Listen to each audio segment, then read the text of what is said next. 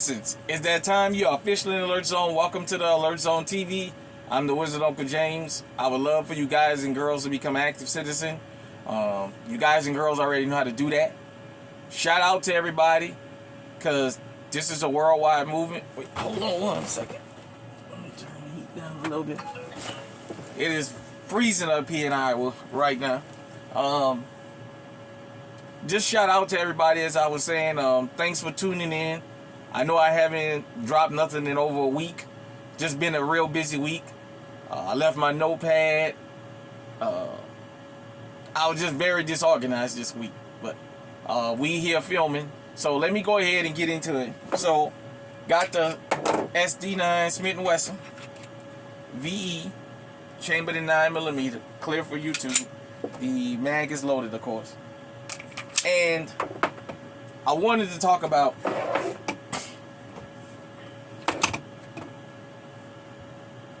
how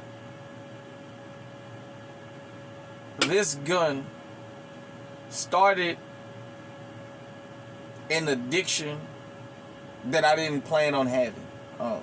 You guys know a 45 ACP is my favorite round. The IWI Uzi is my favorite gun because of New Jack City.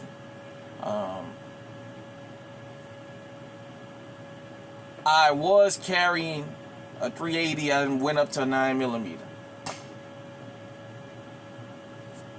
This was the only 9mm I ever intended on buying. I bought this gun in, I think, 2014. It was very snappy. Well, it still is very snappy. One day I'll tell you guys a story about this firearm, but nevertheless, it was the first gun I bought up here in Iowa. And at the time, I was still in transition into bringing some other stuff up here, so I didn't have anything. So this is what I first bought in Iowa. And I got it for $300 brand new, and I've never had a jam with it. It's just snappy. I knew I wanted to do a gun collection because I had already started buying guns long before I bought this. I knew I was going to want to keep having firearms, but I bought the AB-10. Well, I had already bought that. Intratec. This is my first 9mm handgun I ever bought. It's not the first 9mm I've ever shot. It's the first one I ever bought that I actually own. And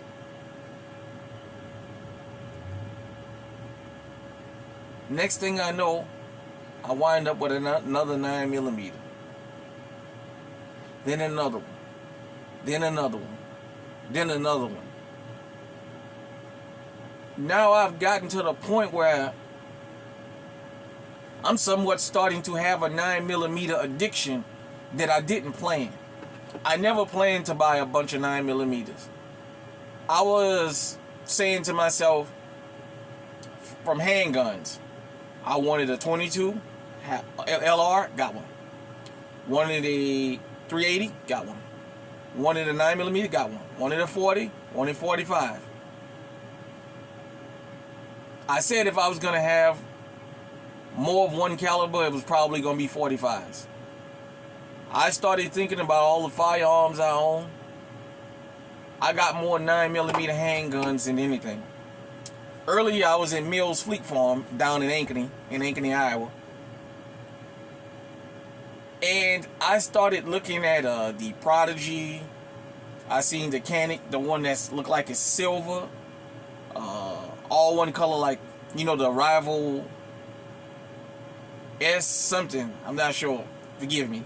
I saw the Rival. You guys know what I think about Canic, what I feel about Canic. And I started saying to myself, I have other guns on the list, and yet I keep finding myself chasing behind these 9mm. I understand the ammo is cheap and readily available. But when you look at the firearm market right now, the things they are doing with 9mm make you want to buy 9mm, even if that's not your favorite and that's not your goal. If you get into buying firearms, especially for those of you who are going to start a collection, do not be surprised if you wind up with more 9mm than you do anything. This has become the round that the companies have basically centered themselves around. I'm a Mechanic Fanatic. Shout out to Fat Guys with Guns, Big Zach, because he had mentioned that he had a Canic way back in the days. I think that's a 40. But for the most part, Canics are 9mm. I would love a 45 from them. I would love a 40 from them. But damn, they make 9mm so addictive that it's just enough for them to just constantly innovate 9mm and they don't ever have to sell another caliber. And they got people lined up to buy their products. You guys know I love Canics. It can become addictive. 9mm. The sizes, the different colors, all the doggone upgrades, all the new features that these firearms get. And when I first got into firearms, I never thought about features. A gun was just a gun long as it went off. Man, these serrations, I never thought about stuff like that when I was young. Having serrations and the chamber loaded indicator. This one don't have it.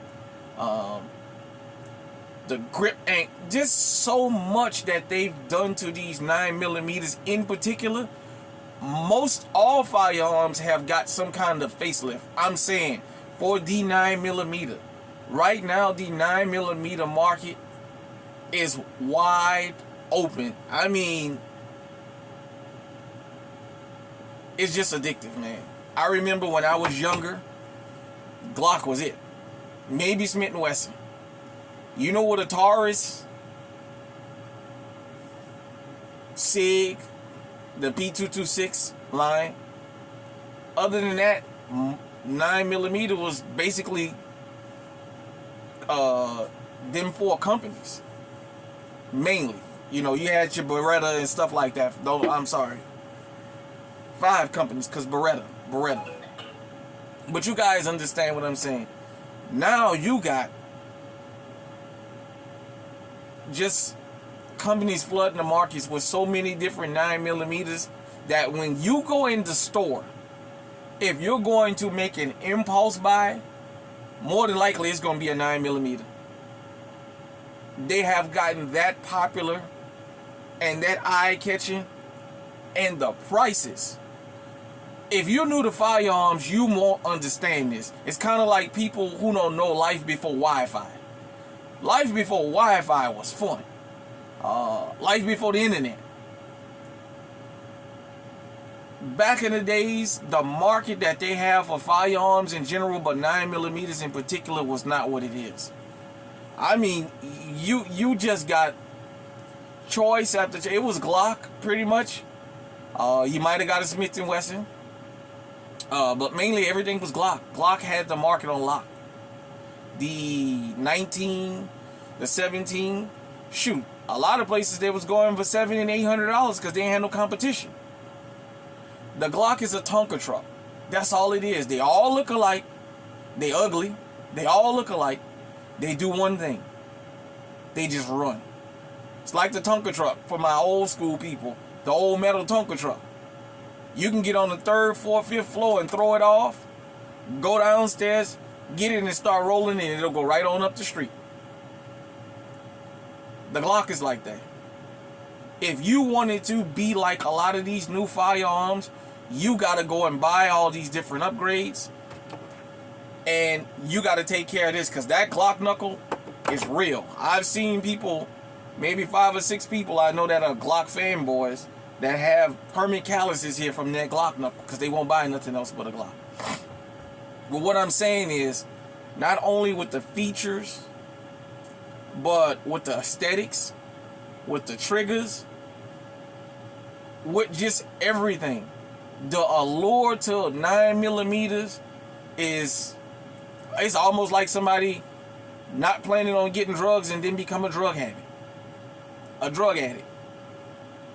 I never planned on buying a bunch of 9mm. That was never my thing. Although they're doing so many different things with them that you gotta have them. And you, like I said, I went in the store. There's a couple of firearms in particular that I would love to have, but I bought the RXM.